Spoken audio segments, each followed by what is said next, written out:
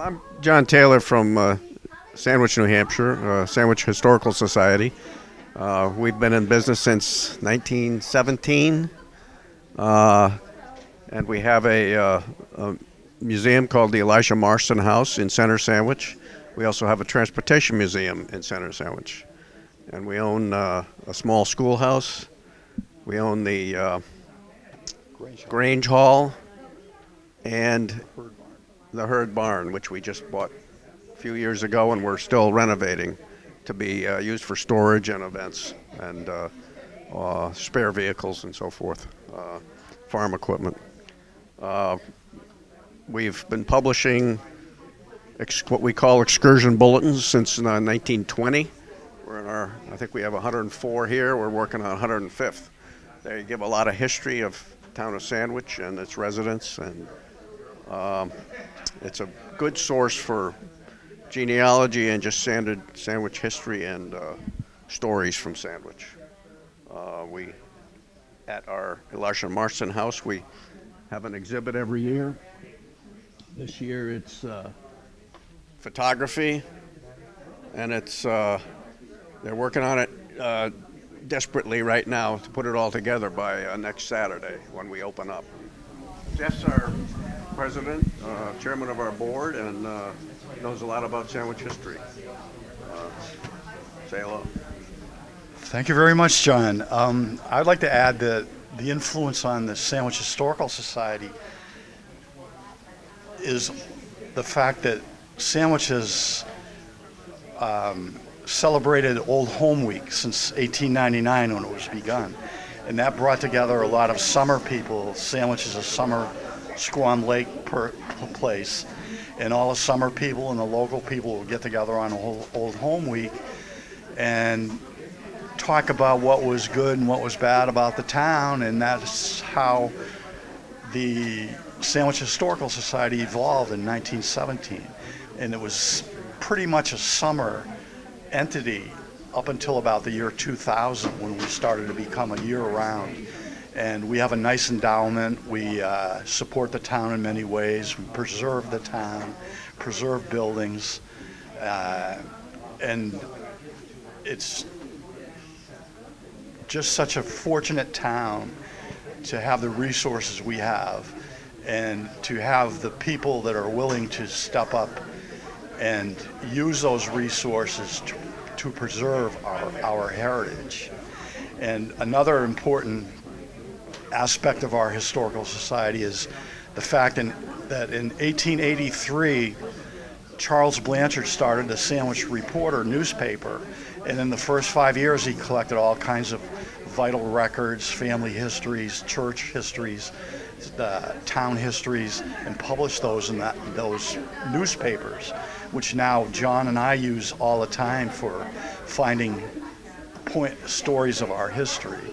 And so we have the Sandwich Reporter, Old Home Week, and these excursions that started in 1920. We've published a book every year since 1920. We're in our 105th excursion coming up for this year. And so we invite everybody to come visit Sandwich and find some real historians and have fun. Sandwich. Long John Wentworth was a Sandwich, born in Sandwich, and moved west. When did he move west? 1836. Ultimately, he was a newspaperman and went to Chicago. Ultimately became mayor of Chicago. Very famous mayor, and did a lot of writing, and friend of Abraham Lincoln. One story. And the reason he's Long John Wentworth is because he was 6'6". And in 1860, he was one of the very few people in America that were taller than Abraham Lincoln, who was 6'4". And he was born in Sandwich.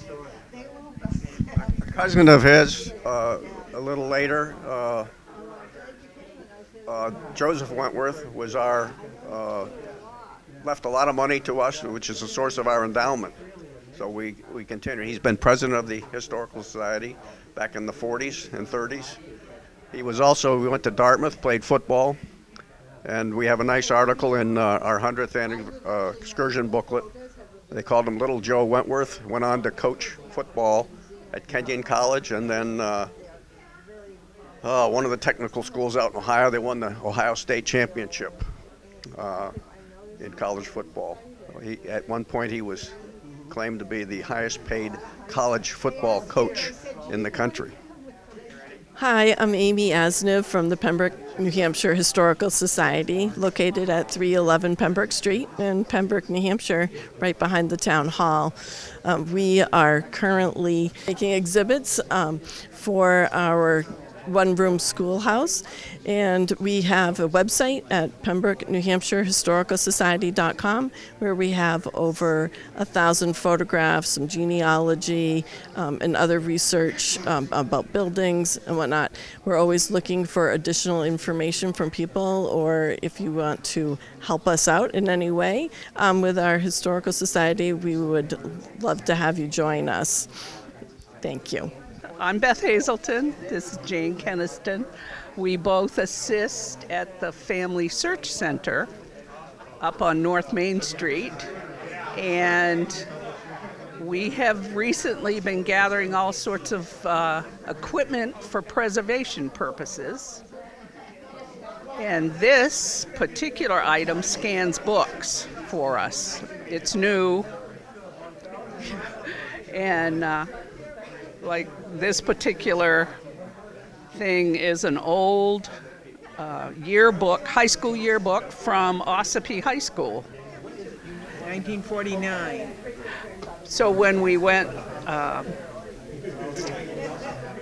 don't even know where I was going with that, but anyway, so we have 2 of them to do today, and we will save them digitally, and then people could look at them electronically now instead of handling them or whatever.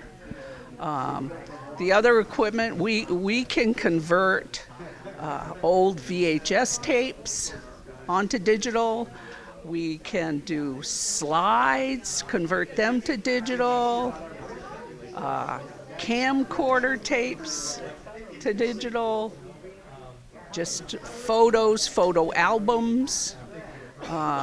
We are almost complete with our digital conversion equipment. So if you have anything that you would like to get converted and save, and then maybe put away the precious real equipment, not equipment, pictures. See, I have photo albums there. You should always try to get something. If you're going to even hang a picture of it, don't hang the original, hang a copy of it, because the sunshine will get it. So, what else? We're open on Tuesdays. That's our day right now. Tuesdays 10 to 2:30. And we'd love to see you. We go from beginners, helping with them start their genealogy, to experts. We have free websites you can access from there, genealogy records, newspapers, English sites, all sorts of things. But it's a place to learn about genealogy and do genealogy with people that love genealogy. Okay, my name's Lois Sweeney. I'm the president of Ossipee Historical Society. This is one of our board members, Trish Bradley. The society was founded in 1923, but they actually had their first meeting in Grant Hall, which is now our museum, in 1930. And we keep artifacts, and this is a medical kit that Dr. Grant took in the Civil War. And we have a whole corner of Civil War things from him. And we try and keep everything that is from Ossipee. Everything else we have given back. When we were in the courthouse, we had a lot of room, and we had a lot of things from other places. And being we have to downsize into Grant Hall, and the town won't let us have a storage unit, we have to give back a lot of the things when we gave the courthouse back to the commissioners. We're just too small to maintain it, and so we're going to try and grow Grant Hall and make it more accessible for everybody. And we can use volunteers. Our programs are the second Tuesday of every month during the summer, and you can go online, historicalsocietyofOssipee.org, and we're giving our members lunch because we start at 11 o'clock in the morning. This is mainly to help the older people that are our members that don't drive at night or whatever their issues are. So we thought we'd try 11 o'clock in the morning. We have our program, and then we have a light lunch for members. Or you can bring your own or not. Membership is $20, so you get a free lunch for like 4 months. So it's worth it. And we can always use volunteers, and members are welcome. What else? We sell books and what have you. These are our boots. Our current exhibit in Grant Hall is textiles from Ossipee. And there's a lot of dresses and hats and boots and things that were made in Ossipee. So that's about it. Hi, we're Ann and David Wilkins, and we're from the Madison Historical Society. And we're actually quite an active group. We have a lot of books for sale. We have items for sale.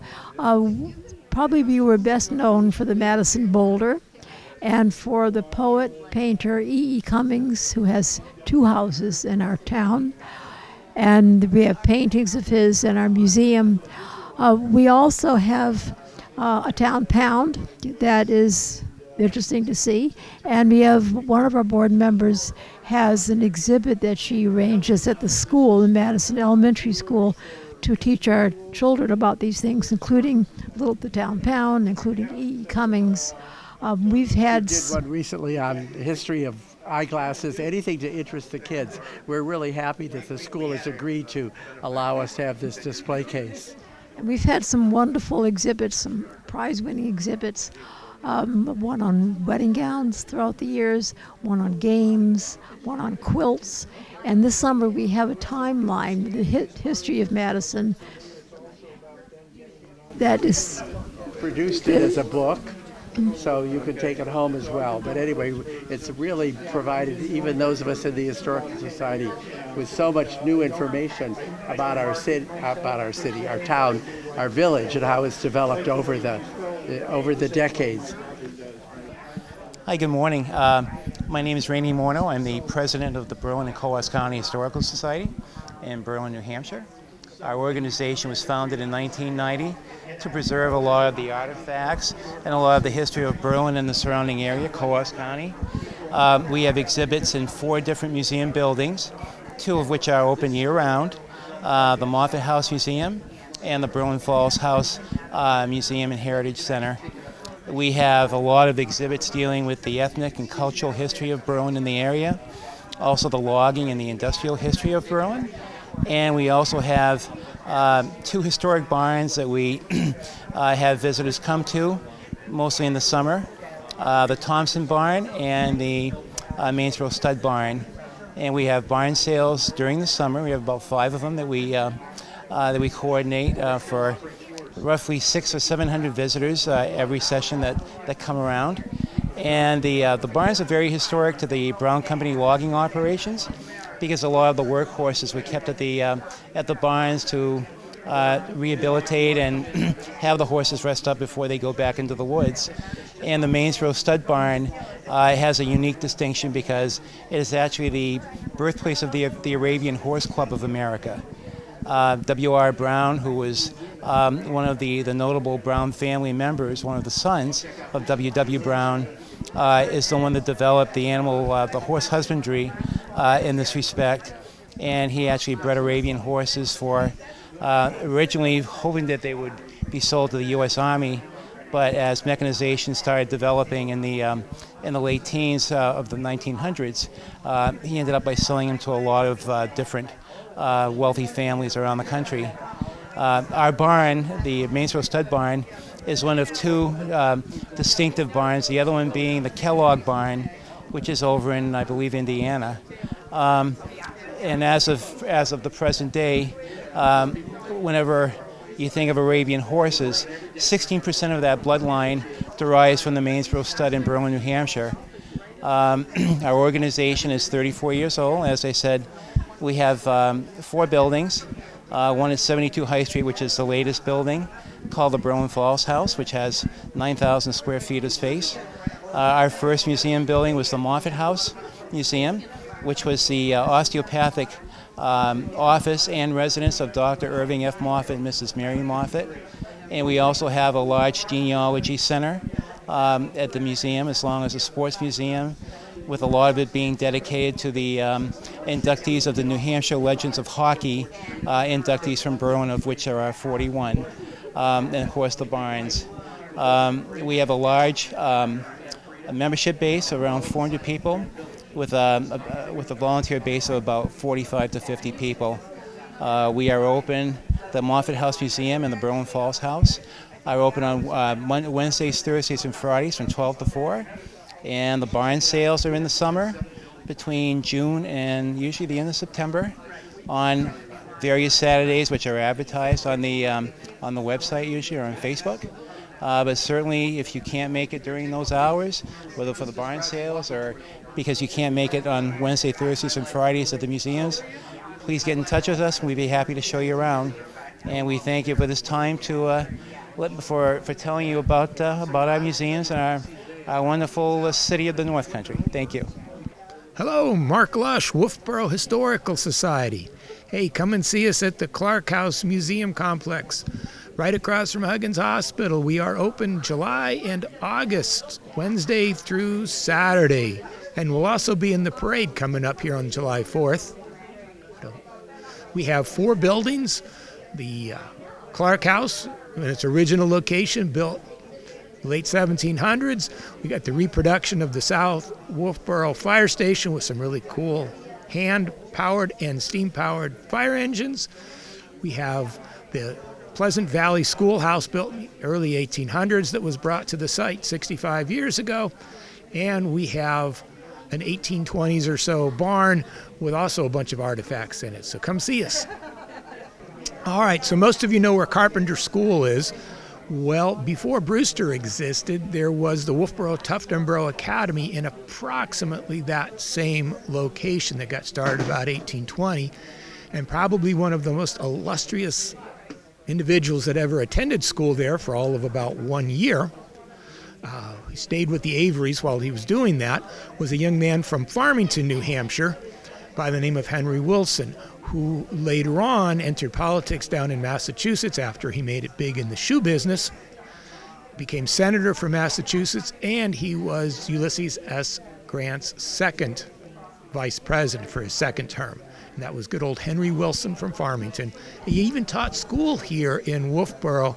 At then, the South Wolfeboro Schoolhouse would be probably pretty close to where the water tower is by the high school.